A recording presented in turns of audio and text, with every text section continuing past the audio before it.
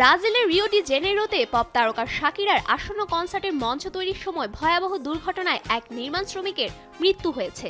কোপাকাবানার সৈকতে আয়োজিত todo mundo no rio নামক এই বিশাল কনসার্টের অবকাঠামো তৈরির কাজ চলাকালীন সময় এই দুর্ঘটনাটি ঘটে। আয়োজক সংস্থা এবং স্থানীয় দমকল বাহিনী এই মর্মান্তিক খবরের সত্যতা নিশ্চিত করেছে। আয়োজক সংস্থা ইনস্টাগ্রামে দেওয়া এক বিবৃতিতে জানিয়েছে, মঞ্চের কাঠামো বসানোর সময় যান্ত্রিক ত্রুটির কারণে ওই কর্মী গুরুতর আহত হন। ঘটনাস্থলে উপস্থিত প্রাথমিক চিকিৎসা দল তাকে সহায়তা করার চেষ্টা করে এবং দ্রুত দমকল বাহিনী অ্যাম্বুলেন্সে করে হাসপাতালে নিয়ে যাওয়া হয়। তবে চিকিৎসকদের সব চেষ্টা ব্যর্থ করে হাসপাতালে চিকিৎসাধীন অবস্থায় তার মৃত্যু হয়।